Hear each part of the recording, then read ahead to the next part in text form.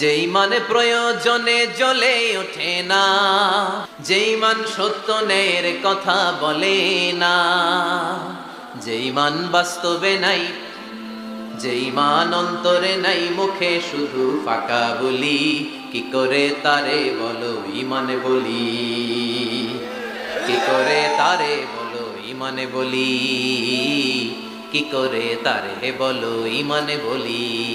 ঠিক কি না?